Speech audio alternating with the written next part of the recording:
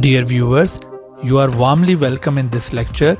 Kindly subscribe this channel and also press the bell icon below so that you could be notified about any new video from Biology Guardian. Thank you.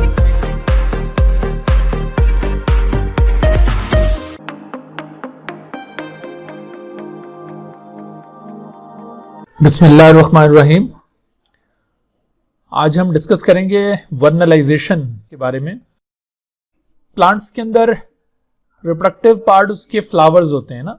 आपने ये life cycle of plants में भी discuss किया था कि flowers are the reproductive parts. Flowers are the reproductive parts of plants.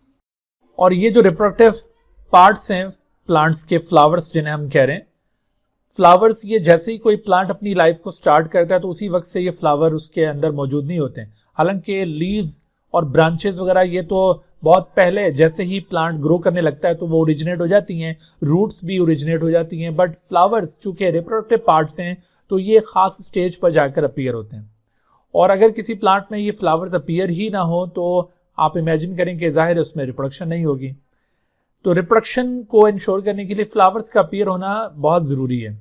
Flowers का develop होना plants के अंदर मुख्तलिफ इन्वायरमेंटल फैक्टर्स की वजह से इन्फ्लुएंस होता है, जिसमें सम टाइम जो डेली का लाइट पीरियड होता है जिसे हम फोटो पीरियड कहते हैं, उसकी वजह से ये फ्लावरिंग बिहेवियर इन्फ्लुएंस हो रहा होता है। फोटो पीरियड का मतलब है कि डेली लाइट पीरियड जो प्लांट को मिल रहा होता है, जितने ड्यूरेशन के लिए प्लांट लाइट के अंदर एक्सपोज हो रहा है उस ड्यूरेशन को फोटो पीरियड कहा जाता है। तो मुख्तलिफ प्लांट्स के लिए फ्लावर्स अपीयर करने के लिए ख़ास किस्म के फोटो पीरियड की रिक्वायरमेंट होती है, और जब वो फोटो पीरियड मिलता है तो तब फ्लावरिंग होगी, अदरवाइज उनमें फ्लावरिंग नहीं होगी। तो इस तरह से अगर ये फ्लावरिंग बिहेवियर फोटो पीरियड की वजह से इन्फ्लुएंस हो, फोटो पीरियड की वजह से फ्लावरिंग इंड्यूस हो, तो this kind of induction of flowering is called photo periodism. ठीक है, फोटो पीरियडिज्म इस चीज को कहते हैं। फोटो पीरियडिज्म का मतलब है induction of flowering due to appropriate photo period is called photoperiodism। जब एक खास फोटो पीरियड किसी प्लांट को मिले और उसकी वजह से उसके अंदर फ्लावरिंग इंड्यूस हो तो इस फिनोमेनॉन को फोटोपीरियडिज्म कहा जाएगा। बिल्कुल इसी तरह से ये जो आज हम टॉपिक डिस्कस करने जा रहे हैं vernalisation, this is also the induction of flowering due to exposure of appropriate temperature. ना सिर्फ फोटो पीरियड फ्लावरिंग को इंड्यूस करने के लिए रिस्पॉन्सिबल है, बल्कि कुछ प्लांट्स के अंदर फ्लावरिंग की इंडक्शन खास टेम्परेचर की वजह से होती है। तो इस तरह अगर टेम्परेचर की वजह से, और स्पेशली उसके अंदर एक खास लो टेम्परेचर रिक्वायर्ड होता है जो फ्लावरिंग को इंड्यूस करता है कुछ प्लांट्स के अंदर, तो इस तरह फ्लावरिंग अगर टेम्परेचर के एक्सपोजर की वजह से इंड्यूस हो तो इस तरह की फ्लावरिंग की इंडक्शन को आप वर्नलाइजेशन कहेंगे। तो वर्नलाइजेशन को आप कैसे डिफाइन कर सकते हैं कि the induction of flowering, induction का मतलब है फ्लावरिंग का अपीयर होना, फ्लावरिंग होना। ठीक है, इंडक्शन ऑफ फ्लावरिंग कहलाएगा। तो induction of flowering due to exposure of an appropriate low temperature, of an appropriate low temperature stimulus. एक एप्रोप्रिएट लो टेम्परेचर स्टिमुलस अगर प्लांट को मिलता है तो उस एप्रोप्रिएट लो टेम्परेचर स्टिमुलस की वजह से अगर फ्लावरिंग इंड्यूस होती है तो this kind of flowering induction is called vernalization. तो वर्नलाइजेशन की रिक्वायरमेंट भी फोटोपीरियडिज्म की तरह तमाम प्लांट्स के लिए नहीं होती। Every plant does not need a specific low temperature stimulus, बल्कि कुछ प्लांट्स हैं जिनको ये स्पेसिफिक लो टेम्परेचर स्टिमुलस रिक्वायर्ड होगा, और जब उनको लाइफ में ये लो टेम्परेचर स्टिमुलस मिलेगा तो फ्लावरिंग होगी, अदरवाइज फ्लावरिंग उनमें नहीं होनी। बिल्कुल इसी तरह फोटोपीरियडिज्म में भी ऐसा ही है कि जिन प्लांट्स में ये फोटोपीरियडिज्म का फिनोमेनॉन पाया जाता है, जब उनको वो पर्टिकुलर फोटो पीरियड मिलता है लाइफ में तभी वो फ्लावरिंग शो करते हैं, अदरवाइज वो फ्लावरिंग शो नहीं करते। और जिन प्लांट्स में ये फोटो पीरियडिज्म का फिनोमेनॉन है ही नहीं तो उनमें चाहे कोई भी फोटो पीरियड उनको मिलता रहे उसे कोई फर्क नहीं पड़ता, वो एक खास टाइम के बाद ऑटोमेटिकली फ्लावरिंग शुरू कर देंगे। तो ये दो मुख्तलिफ तरह के प्लांट्स हैं, बड़ी वेरिएशन इनके अंदर पाई जाती है। इस वक्त हम डिस्कस कर रहे हैं वर्नलाइजेशन का फिनोमेनॉन। यहाँ पे हम एक एग्जाम्पल देखते हैं और उस एग्जाम्पल से हमें अंदाजा होगा कि वर्नलाइजेशन की रिक्वायरमेंट किस तरह से फ्लावरिंग के लिए ज़रूरी होती है। यहाँ पे हम एग्जाम्पल लेते हैं वीट की। ये जो कॉमन वीट हम लोग खाते हैं रोज़ाना, इसकी बनी हुई रोटी हम खाते हैं, और मुख्तलिफ ये ब्रेड के अंदर भी और बाकी जो बिस्किट्स वगैरह उसके अंदर भी जो मैदा यूज़ किया जा रहा है वो इसी वीट से बनाया जाता है। तो वीट की 2 डिफरेंट वेराइटीज़ आमतौर पर काश्त की जाती हैं। उनमें से एक वीट को कहते हैं विंटर वीट और दूसरे को कहते हैं स्प्रिंग वीट। विंटर वीट और दूसरी वैरायटी को कहते हैं स्प्रिंग वीट। विंटर वीट का जो सोइंग टाइम है, यानी इसकी काश्त जब की जाती है, वो कौन सा टाइम होता है? वो दरअसल अक्टूबर नवंबर का पीरियड होता है। अक्टूबर या नवंबर के मंथ्स में इसके सीड्स को आप सॉइल के अंदर पुट करते हैं। इसकी सोइंग, इसकी काश्त अक्टूबर नवंबर के मंथ में होती है जब सर्दियां आ रही होती हैं, और उसके बाद फिर ये दिसंबर, जनवरी, फरवरी गुजारते हुए आखिरकार अप्रैल, मई और जून तक, मई जून तक ये प्लांट्स मैच्योर हो चुके होते हैं, इनमें फ्लावरिंग हो चुकी होती है, और उसके बाद फिर इनमें वो जो सीड्स हैं वो लग जाते हैं, आप इनकी क्रॉप को हासिल कर लेते हैं। यानी मई जून में आप इनकी हार्वेस्टिंग कर देते हैं, आप इनकी कटाई कर देते हैं, तो मई जून तक ये प्लांट ग्रो करते हैं। तो आपने देखा कि विंटर वीट अक्टूबर नवंबर से लेकर मई जून तक का लाइफ स्पैन शो करिए। उसके मुकाबले में स्प्रिंग वीट, इन वैरायटीज के सीड्स को अक्टूबर नवंबर के बजाय सर्दियां गुजरने के बाद फरवरी मार्च के अंदर, फरवरी मार्च जब सर्दियां ख़त्म हो जाती हैं तो तब इनकी सोइंग की जाती है, इनकी काश्त की जाती है, और उसके बाद फिर ये इसी साल मार्च के बाद अप्रैल, मई, जून, बस 2-3 महीनों में ये मैच्योर हो जाते हैं, और ये भी इनके साथ ही मई जून तक ये मैच्योर हो जाते हैं, और इनमें भी फ्लावरिंग हो जाती है और इनसे भी क्रॉप हासिल कर ली जाती है, यानी इनको भी हार्वेस्ट कर लिया जाता है मई जून तक।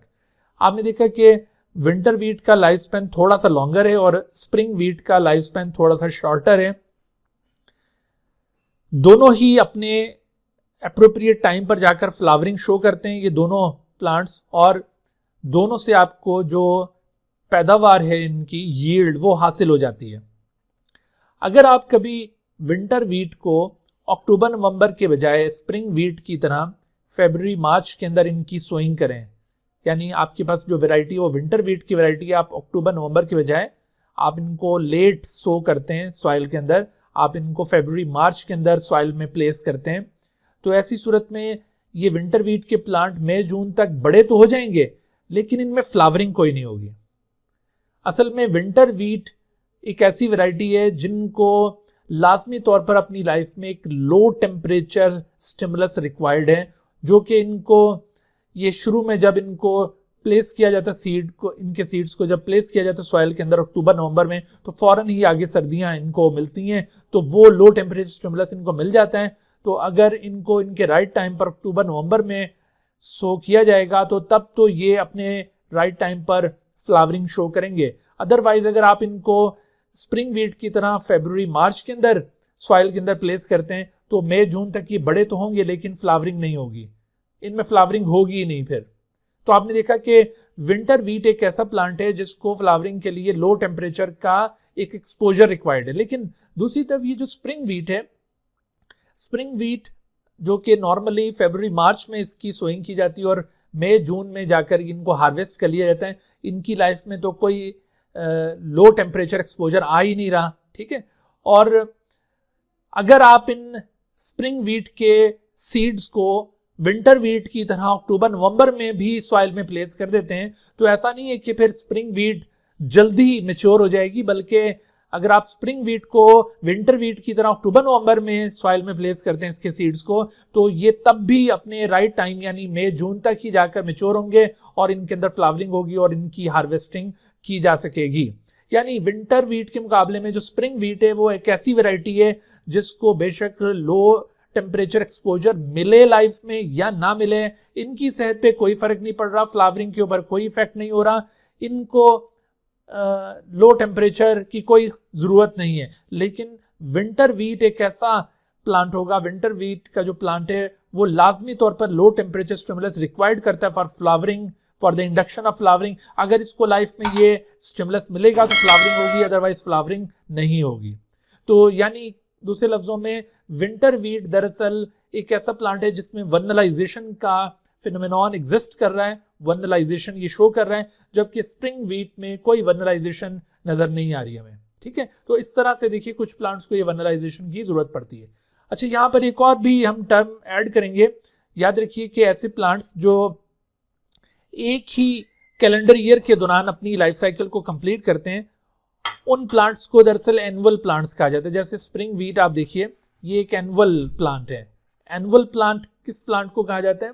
एनुअल प्लांट एक ऐसा प्लांट होता है जो एक कैलेंडर ईयर के दौरान अपनी लाइफ साइकिल कंप्लीट करता है। मिसाल के तौर पर एक कैलेंडर ईयर का आगाज होता है जनवरी से, तो जनवरी से लेकर दिसंबर में वो ईयर खत्म हो जाता है। जैसे अभी ये दिसंबर आया है तो 2020 खत्म हो रहा है, इसी तरह से फिर आगे 2021 शुरू होगा और जनवरी से वो स्टार्ट होकर अगले दिसंबर में जाकर वो भी खत्म हो जाएगा। तो आप देखिए कि स्प्रिंग वीट, इसका जो लाइफ स्पैन है वो दरअसल एक ही साल के मंथ्स के अंदर इंक्लूड करता है। फरवरी मार्च से लेकर मई जून, दरमियान में न्यू ईयर नहीं आ रहा, साल चेंज नहीं हो रहा। ऑन द अदर हैंड एक ऐसा प्लांट जिसकी लाइफ साइकिल, जिसका लाइफ स्पैन दो मुख्तलिफ ईयर्स के मंथ्स पर मुश्तमिल हो, तो उसे कहा जाएगा बाइनियल प्लांट।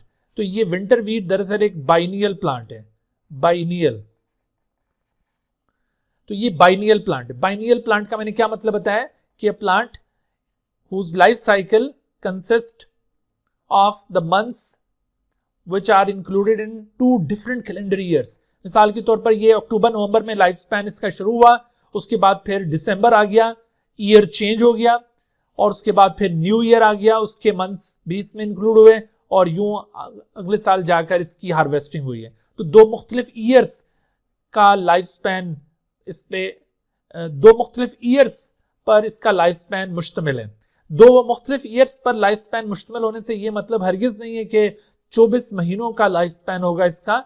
इसकी लाइफ साइकिल 24 महीनों की नहीं होगी। बेशक एक बाइनियल प्लांट की लाइफ साइकिल 2 महीनों की क्यों ना हो, लेकिन अगर एक महीना उसकी लाइफ साइकिल में दिसंबर का है और दूसरा महीना जनवरी का है तो वो बाइनियल प्लांट कहलाएगा। लेकिन एक स्प्रिंग प्लांट जो होता है या एनुअल प्लांट, हम उसको कहेंगे जिसके लाइफ साइकिल बेशक 12 महीनों की हो या 10 महीनों की या 2 महीनों की, लेकिन उसके लाइफ साइकिल में ईयर चेंज नहीं होना चाहिए, तो ऐसे प्लांट को एनुअल प्लांट कहा जाएगा। तो विंटर वीट दरअसल बाइनियल प्लांट है और स्प्रिंग वीट दरअसल एनुअल प्लांट है। और अमूमन ऐसा होता है कि जो वर्नलाइजेशन है वो बाइनियल प्लांट्स की रिक्वायरमेंट होती है, annual plants do not require vernalization. अच्छा, अब ये जो वर्नलाइजेशन का ट्रीटमेंट है यानी लो टेम्परेचर एक्सपोजर, इनको कैसे दिया जा सकता है? वैसे तो नेचुरली ये लो टेम्परेचर स्टिमुलस इनको ऑटोमेटिकली मिल जाता है when you place their seeds in the soil at right time. जैसे अक्टूबर नवंबर इनका टाइम है सोइंग का, तो अगर आप इनको इनके अप्रोप्रिएट टाइम पर सॉइल में पुट कर दें तो लो टेम्परेचर स्टिमुलस मिल जाएगा। लेकिन this low temperature stimulus can be given artificially. Low temperature stimulus can also be given artificially, यानी आप आर्टिफिशियली वर्नलाइजेशन को इंड्यूस कर सकते हैं। वर्नलाइजेशन अगर किसी प्लांट की रिक्वायरमेंट है तो आप आर्टिफिशियली भी उसके अंदर ये रिक्वायरमेंट, उसके अंदर ये जो एक्सपोजर है लो टेम्परेचर का, ये देकर उसके अंदर वर्नलाइजेशन को इंड्यूस कर सकते हैं। वो कैसे? वो इस तरह से कि ये जो विंटर वीट है इसके सीड्स को अगर आप प्लेस करते हैं 4 डिग्री सेंटीग्रेड पर for few days, place the seeds of winter wheat at 4 degree centigrade. 4 degree centigrade ये एक अप्रोप्रिएट टेम्परेचर है, लो टेम्परेचर, जो कि वर्नलाइजेशन इंड्यूस कर सकता है वीट के अंदर।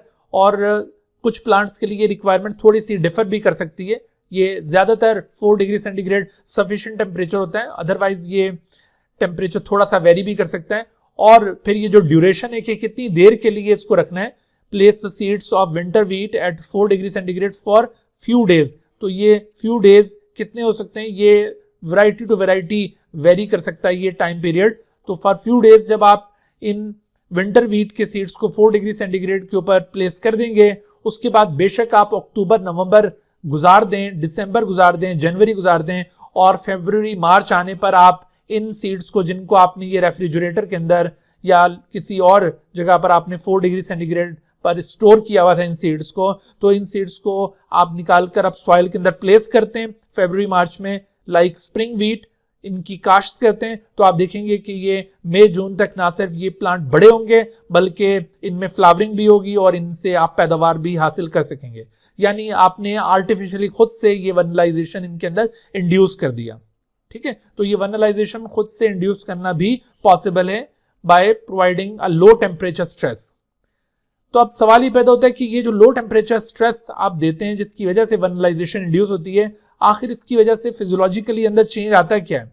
तो जब भी किसी प्लांट को ये लो टेम्परेचर स्टिमुलस मिले तो actually this low temperature stimulus stimulate the production of a hormone known as vernalin hormone. This exposure actually stimulate the production of vernalin. Production of vernalin, एक हार्मोन है plant में, वर्नलिन hormone. वर्नलिन, पहले इसका नाम वर्नलिन लिया जाता था और अब ये बात डिटरमिन हो चुकी है कि this vernalin is actually the gibberellin hormone. Gibberellin hormone की एक कैटेगरी है, प्लांट्स के अंदर ये हार्मोन्स पाए जाते हैं, जिब्रेलिन हार्मोन। तो ये जिब्रेलिन हार्मोन की टाइप है जिसे वर्नलिन कह रहे हैं। तो दिस वर्नलिन और gibberellin hormone begin to produce due to this low temperature exposure, और इस हार्मोन की वजह से दरअसल उसकी जो वेजिटेटिव बर्ड्स जिनसे पहले लीव्स या फ्लावर्स ओरिजिनेट हो रहे थे, तो वो वेजिटेटिव बर्ड्स फ्लोरल बर्ड्स बन जाती हैं और फ्लावर्स ओरिजिनेट होना शुरू हो जाते हैं। तो आपने देखा कि लो टेम्परेचर स्टिमुलस प्लांट के अंदर फिजियोलॉजिकली क्या इफेक्ट कॉज कर रहा था। तो इस लो टेम्परेचर स्टिमुलस की वजह से प्लांट के अंदर हार्मोनल चेंज आता है and that hormonal change is actually responsible for the conversion of vegetative birds into floral birds. इस तरह से ये फ्लावरिंग इंड्यूस होती है। ठीक है भाई, कोई कंफ्यूजन इसमें वर्नलाइजेशन में? गुड, सो ये चैप्टर आपका कंप्लीट हुआ। Dear viewers, thank you for watching this video. If you have not subscribed this channel, kindly subscribe it and also press the bell icon below so that you could be notified about any new video lecture from Biology Guardian. And also do not hesitate to ask any question regarding this lecture. My contacts are shown on the screen. Thank you once again.